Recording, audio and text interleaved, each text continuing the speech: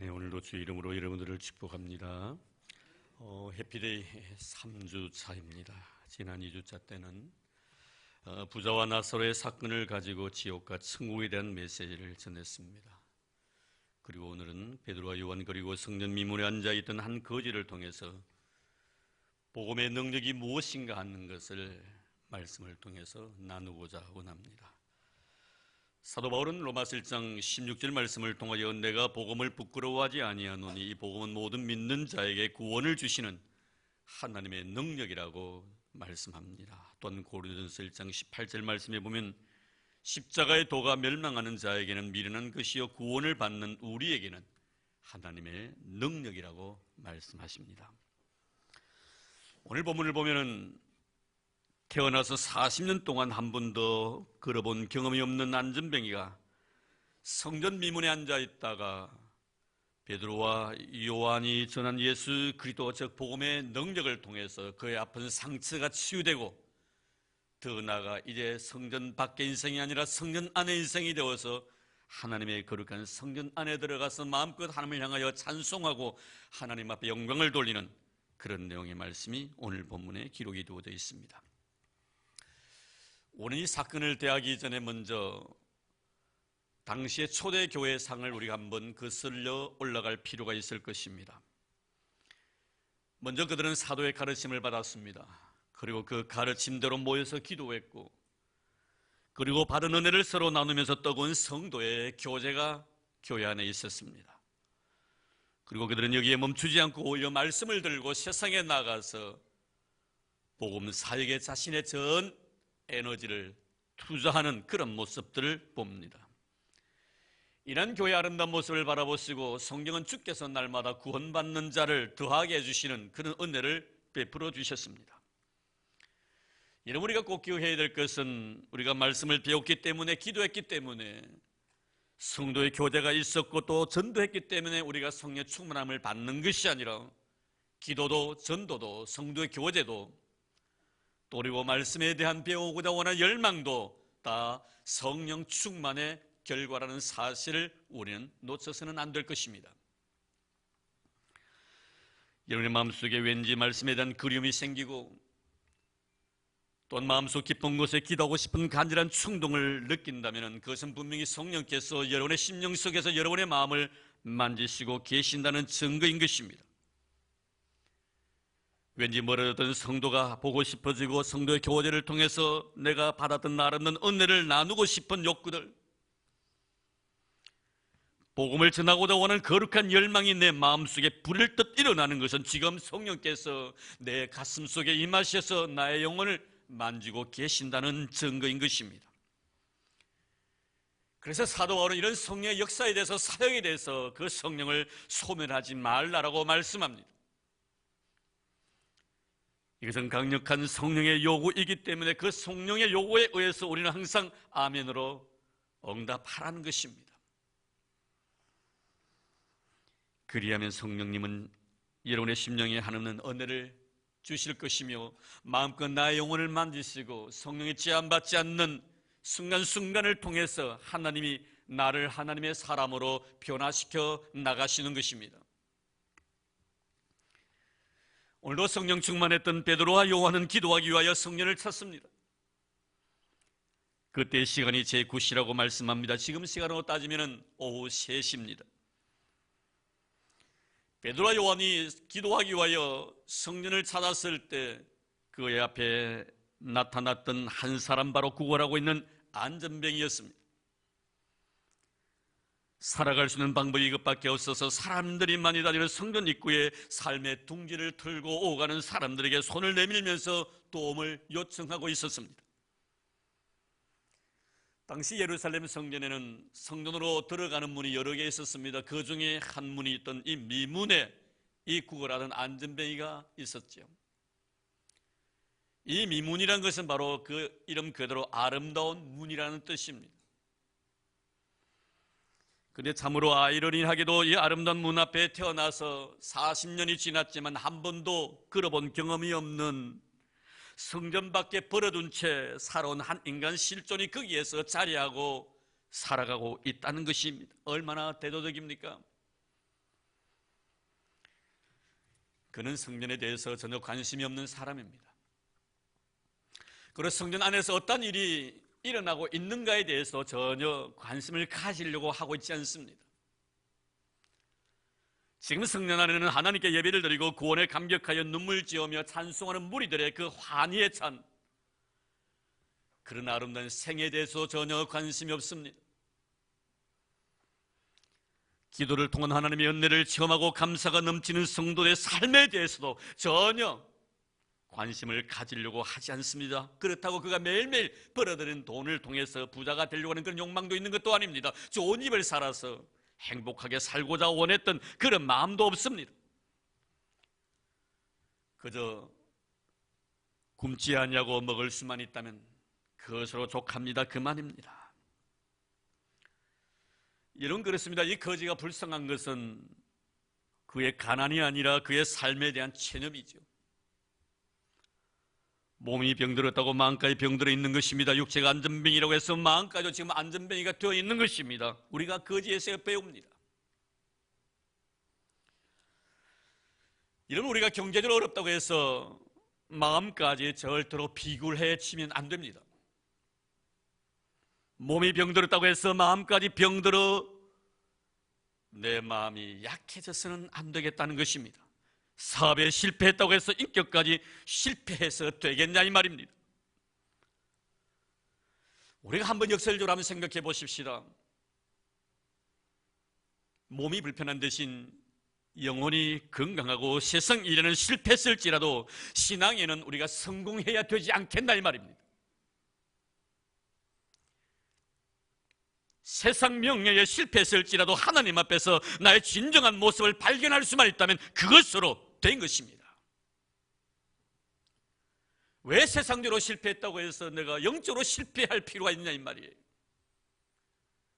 세상적으로 가진 것이 없을지라도 영적으로 내가 많은 것을 소유하자는 것입니다.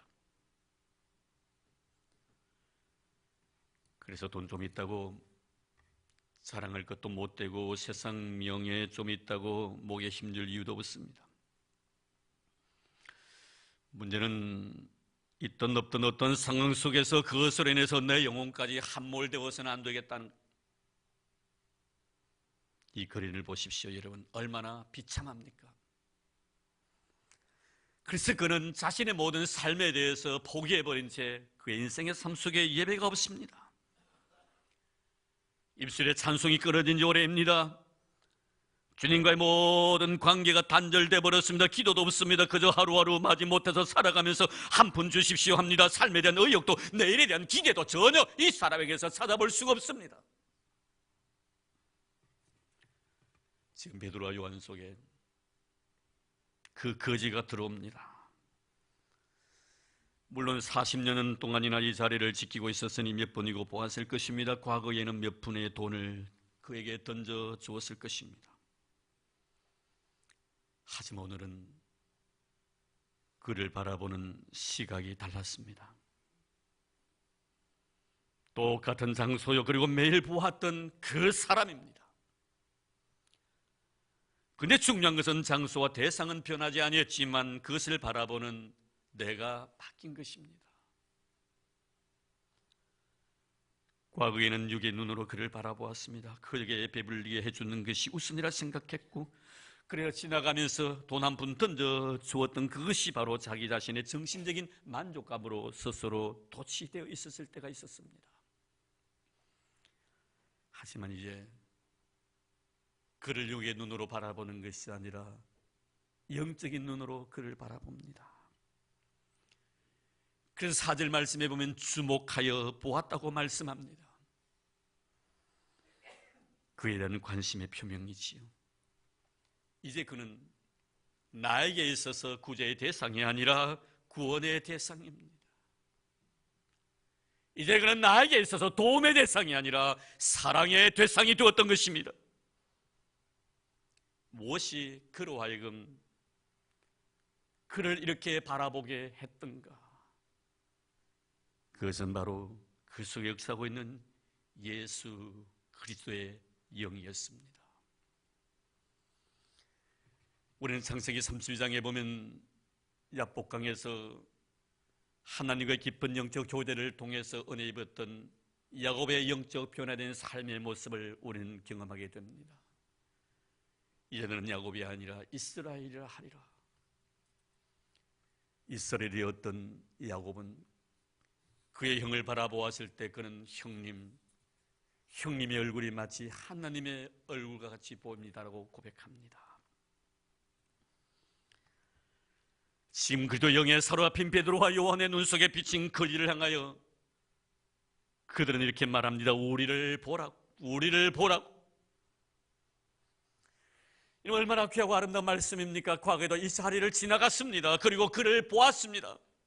하지만 그들은 그를 보았지만 그를 지금까지 보지 못한 인생을 살았습니다. 보았지만 보지 못했다는 것입니다. 나와 그는 아무런 상관이 없는 자로 치부했기 때문입니다. 왜 이렇게 여러분 그는 나와 상관이 없는 자로 생각했었습니까? 신분 때문이었습니다. 나는 하나님 앞에 축복을 받은 자이며 저는 하나님 앞에 저주받은 인생으로 생각했던 것입니다. 나는 당연히 하나님 앞에 축복을 받을 자이며 당신은 당연히 하나님 앞에 저주받는 사람이니 그렇게 살아가는 것이 당연하다고 해서 그에게 시선을 두려고 하지 않았습니다. 그래서 그에 대해서 전혀 관심이 없었고 그저 스쳐 지나가는 사이로 여긴 것입니다. 우리를 보라. 베드로와 요한은 지금 그에게 말을 건넵니다.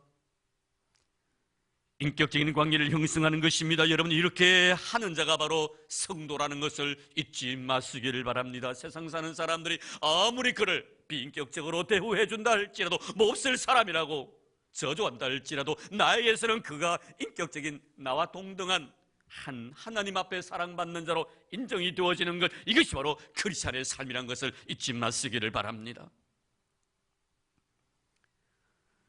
과거에는 너를 나와 동등한 인격체로 여기지 않았기 때문에 그를 인격이 아니라 물질로 바라보았습니다. 그래서 그도 도움 그 자체만으로 만족했지 사랑의 대상으로 여기지 아니했다는 것입니다.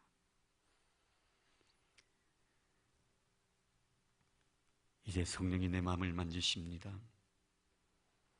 너의 마음을 만지시는 것이 아니라 성령께서 나의 마음을 지금 터치하시는 것입니다. 그 길과 너에 대한 인식이 바뀝니다. 그는 그 사람을 바라보자마자, 베드로 요한은 그 거지를 바라보자마자 마음속에 이런 감동이 생깁니다. 내가 하나님께 사랑받는 자라면 당신도 하나님 앞에 사랑받을 자이며 나라는 존재가 하나님께 은혜를 입었다면 당신도 하나님께 은혜 받을 충분한 자격을 가진 자라는 것을 깨닫게 됩니다. 예수 그리스도께서 나를 위하여 십자가 주셨다면 그분의 십자가의 죽으심은 나뿐만 아니라 당신을 사랑하신 죽으심이라는 것을 그 사람을 통하여 발견하게 됩니다. 사랑하는 성도 여러분, 베드로와 요한이 그 안전뱅이 거지를 향하여 우리를 보라고 한 것은 그에게 빵을 주기 위해서가 아닙니다. 영혼을 배불리기 위함인 것입니다.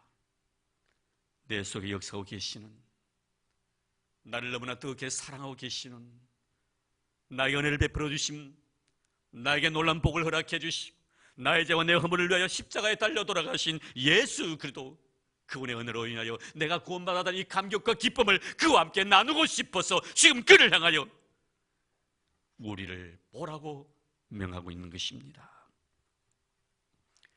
그리고 6절에 이렇게 말합니다. 베드로가 이른 은가금은 내게 없거니와 내게 있는 이것을 내게 주노니 나사렛 예수 그리스도의 이름으로 일어나 걸어라. 내게 있는 이것을 너에게 주노니. 지금 제자들에게는 이것밖에 없습니다. 예수밖에 없습니다. 그에게 있어서 예수가 전부였고 그에게 있어서 예수가 모두였습니다. 사랑하는 성도 여러분, 여러분들에게도 우리의 마음속에 예수 외에는 아무것도 남아있지 않기를 주 이름으로 축복합니다. 세상의 어떤 것이 아니라 나를 사랑해 주셨던 그분, 나의 죄와 나의 허물을 위하여 십자가 지신 예수 그도 그분만이 내 마음에 모두 이기를 바랍니다. 바울은 고백합니다. 나에게는 예수 그리스도의 십자가 외에는 자랑할 것이 아무것도 없다라고. 영혼의 문제는 은과 금으로 해결될 문제가 아닙니다. 바로 예수 그리스도 외에는 다른 대안이 없다는 것입니다. 오늘 이 말씀을 대하면서 조심스럽게 한국 교회를 한번 진단해 봅니다. 우리는 예수님을 믿음으로 참 잘 살게 되었습니다. 한국 교회 부자가 되었습니다. 좋은 집에 살고 호요식하면서 살고 성전을 화려하게 짓고 교육관도 세우고 기도원도 세웠습니다. 이거 잘못되었다고 말하고 싶진 않습니다. 참 잘한 일입니다. 문제는 교회가 물질 문명 때문에 예수 그리스도의 능력을 상실했다는 데 문제가 있다는 것입니다. 차라리 없었을 때, 가난했을 때 교회 안에 예수 그리스도를 마음껏 희짓고 다니셨습니다. 온 교회 전체에 예수의 보혈의 피가 벌겋게 물들어 있었습니다. 이제 우리는 잘 살고 잘 먹고 잘 입고 있는 이 상태 속에서 예수께서 비집고 들어갈 공간이 이제 없다는 것입니다. 예배 속에 예수님의 보혈의 흔적을 이제는 우리가 찾아볼 수가 없다는 것입니다. 그 은혜에 감격하여 성도된 눈에서 눈물 짓는 모습을 이제는 우리가 예배 가운데 경험할 수가 없다는 것입니다. 이렇게 말하겠지요. 목사님 말씀을 통하여 우리에게 은혜를 끼쳐 주십시오. 찬양대 오늘의 찬양을 통하여 우리의 마음이 감동으로 적게 해주십시오. 장로님들의 기도가 우리의 심금을 울리고 그 속에 살아계신 예수를 발견하게 해주십시오. 그러면 우리는 마음껏 울겠습니다라고. 그렇습니다. 목회자는 영감 있는 말씀을 강대상에서 전해야 하고, 찬양대 오늘은 찬양 속에서 하나님의 영광을 선포하고, 장로님들은 기도 속에서 성령의 임재를 경험하게 해줘야 합니다. 하지만 정말 중요한 것은 이런 너에 대한 나의 요구 이전에 지금 이 시간 여러분들이 이 예배의 자리에 와서 예배하는 여러분의 모습 속에서 내가 스스로 은혜를 경험하고 있느냐, 이 문제입니다. 다른 것에서 내가 은혜를 찾으려고 하는 것이 아니라 예배 자리에 임하고 있는 내 자신의 삶 속에 나는 정말 뜨거운 주님의 은혜를 경험하고 있느냐, 내 속에서 예수의 보혈의 흔적을 경험하고 있느냐, 이것을 물으시라는 것입니다.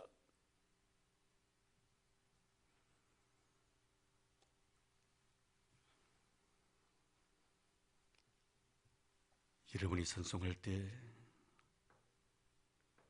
찬송하는 나의 모습 속에서 진실한 예배자로서의 은혜를 경험하고 있는지, 말씀을 전할 저에게 자격이나 또는 말씀을 받을 만한 여러분들에게 의의가 없다는 것 우리는 압니다. 말씀을 전할 만한 자격도 없고 말씀을 받아들일 만한 의의도 없는 내가 이 자리에 서서 말씀을 전하고 여러분들이 이 자리에 앉아서 말씀을 듣고 있다는 것, 이것을 통해서 내가 감격해 하고 있는가? 기도할 수 있는 자격을 이미 상실해버린 죄 많은 나에게 기도할 수 있는 은혜 주심에 대해서 내가 얼마나 설레이는 마음으로 주님 앞에 가까이 다가가기를 원하고 있는가?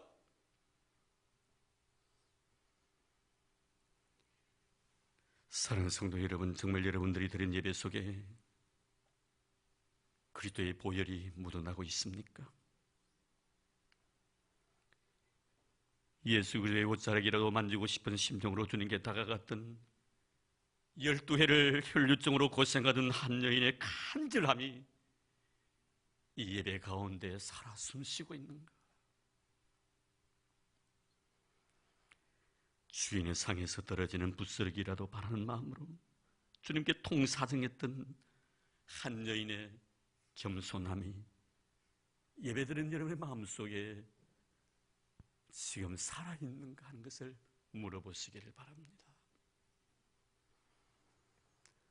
오늘 우리가 회복해야 할 것이 바로 이것입니다. 내 속에 지금도 숨쉬고 계시는 예수 그리스도를 끄집어내는 것입니다. 그리고 그 속에서 예수의 보혈을 놀라운 능력을 경험하는 것입니다.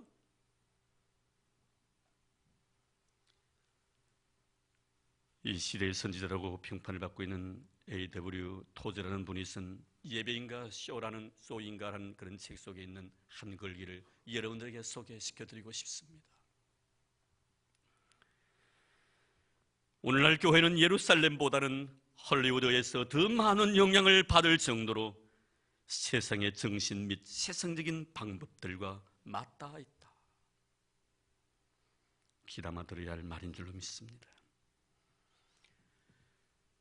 지금 베드로와 요한은 안전병이 다른 것 주지 아니합니다. 바로 나사렛 예수 그리스도의 이름을 줍니다. 이것이 바로 교회의 능력이며 이것이 교회의 권세이며 이것이 교회의 힘입니다. 이것이 바로 성도의 능력인 줄로 믿습니다. 나사렛 예수 그리스도의 이름, 이것이 바로 교회의 힘이며 능력인 것입니다. 주님이 제자들에게 물으셨습니다. 세상 사는 사람들이 나에 대해서 어떻게 평가하느냐고.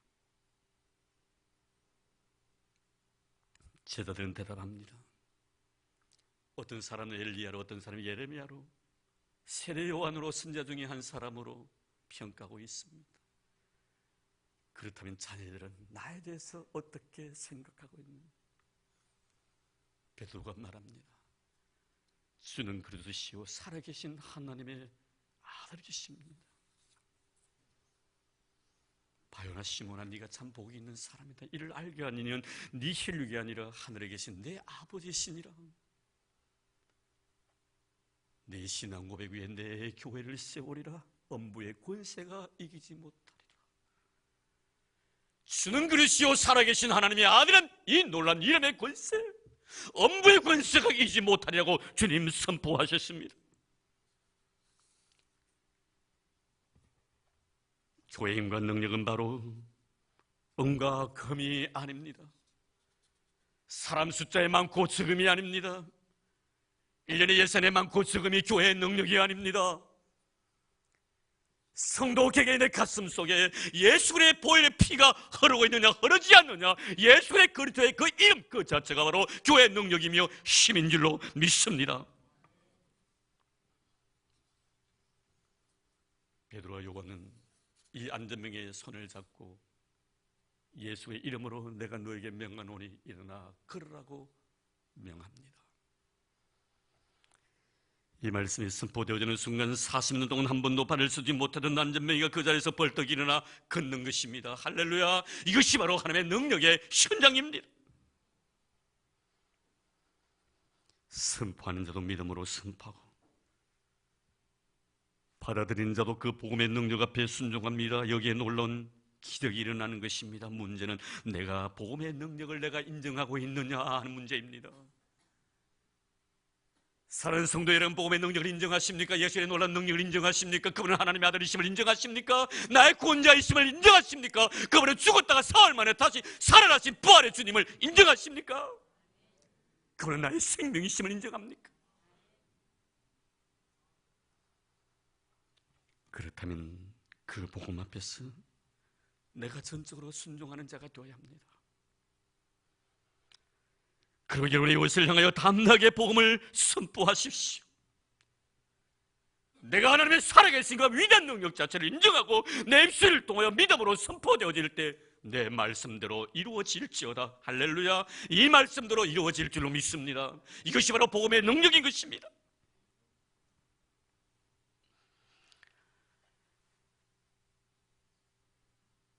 이제 말씀을 맺으려고 합니다. 8절에서 10절까지의 말씀입니다. 뛰어서서 걸으며 그들과 함께 성전으로 들어가면서 걷기도 하고 뛰기도 하며 하나님을 찬송하니 모든 백성이 그 걷는 걷고 하나님을 찬송함을 보고 그가 본래 성전 미문에 앉아 구걸하는 사람인 줄 알고 그에게 일어난 일로 인하여 심히 놀랍게 여기며 놀라니 성전 밖의 인생이 성전 안의 인생이 되었습니다. 참으로 그 그림이 아름답습니다. 이보다 더 아름다운 그림을 이 세상에서 보지 못했습니다. 레오나르도 다빈치도 미켈란젤로 라파엘로 피카소도 이 아름다운 그림을 그리지 못했을 것입니다. 우리 이 사람 입에서 흘러나오는 찬송 소리를 지금 듣습니다.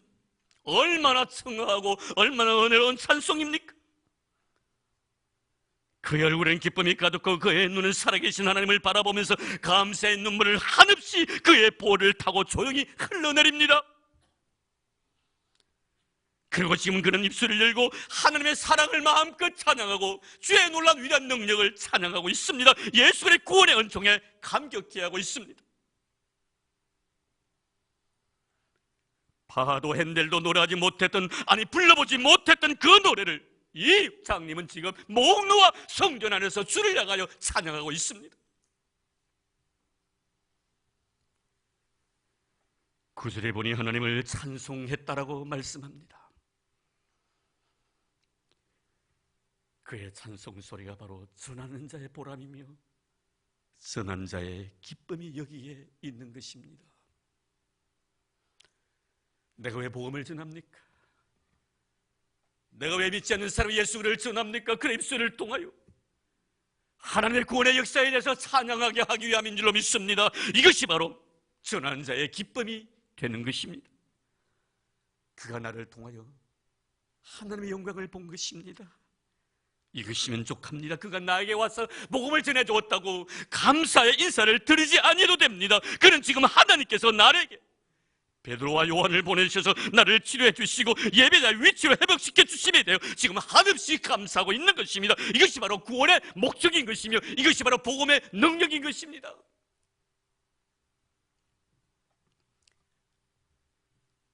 내게 있는 것,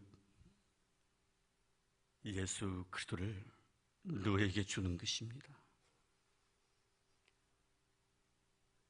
그리고 말없이 그 자리를 조용히 떠납니다.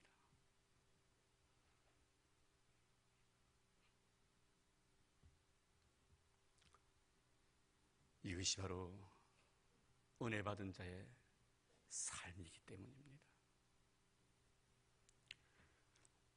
기도하겠습니다. 하나님 아버지, 은혜 받은 자는 어떻게 살아가야 하는 것을 우리에게 깨우쳐 주시니 고맙습니다.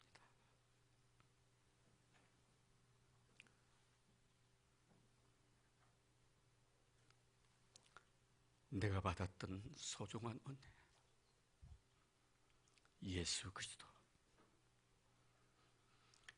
그분을 너에게 나눠주고 그 자리를 조용히 떠나는 것, 그리고 그 입술을 통하여 하늘 향하여 찬송하는 그 찬송 소리를 통하여 만족하며 살아가는 것, 이것이 바로 은혜 받은 자의 삶임을 알게 해주시니 고맙습니다. 은혜 받은 자로서 이렇게 살다가 주님 앞에 서게 하옵소서. 이제 주님의 은혜에 감사하는 마음으로 헌금을 여겨 기도드립니다. 하나님 고맙습니다. 주신 은혜 너무나 고마워서 감사하는 마음으로 귀한 예물 주님 앞에 드립니다. 받은 번뇌가 너무나 크기에 주님 앞에 두 손 높이 들고 찬양하며 기쁨과 감격을 입은 마음으로 내 소중한 삶의 부분을 주님 앞에 바치오니 우리 주님 이 물질을 기뻐 흠양하여 주옵소서. 10의 1조를 드립니다. 감사 예물을 하나님 앞에 드리옵니다. 선교 예물 바칩니다. 작은 자를 위하여 미랄의 헌금도 드리옵니다. 선교사의 선교 사역을 위하여서도 귀한 예물을 아낌없이 하나님 앞에 드립니다. 교회 건축을 위해서 아름다운 물질을 자그마한 것이지만 주님 앞에 쓰임받고 싶어 드립니다. 1000번째 하나님 앞에 쏟아붓습니다. 기억하옵소서. 주님 감격을 인 마음으로 드린 이 물질 위에 두 손으로 복을 부어주시옵시고 믿음으로 바친 손길마다 하나님의 은혜잔이 흘러넘치게 도와주옵소서. 복의 통로로 쓰임받게 하소서. 들어가도 복을 받고 나가도 복을 받는 저들 되게 하시고 저들의 떡반죽 그릇이 복되게 하옵소서. 가정마다 부여와 재물이 떠나지 아니하도록 두 손으로 축복해 주옵소서. 꽃으로서 놓았습니다. 딸의 마음속에 주를 향한 뜨거운 사랑의 고백이 이 꽃 속에 담기게 하시고 소환의 부모 공경 잘하여 하나님 앞에 축복받는 인생 되게 하옵소서. 주님 고맙습니다. 우리 성도들을 사랑해 주셔서 이 제단 위에 주님의 놀란 은혜의 복이 흘러넘쳐 거룩한 부자 되게 하옵시고 하나님 위대한 영광이 우리 교회를 통하여 마음껏 펼쳐지게 하옵소서.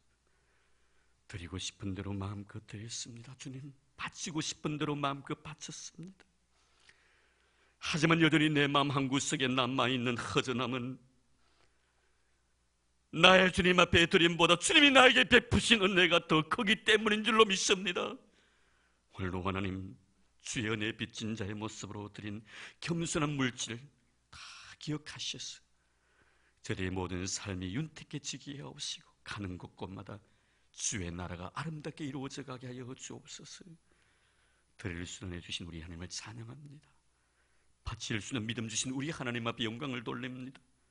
홀로 영광과 존귀와 찬양을 받아주시옵시고 드리고 바친 주의 귀한 종들과 우리 교회 위에 하늘의 신령한 복과 땅의 기름짐으로 채워 주옵소서. 예수님 이름으로 감사하며 기도드리옵나이다. 아멘.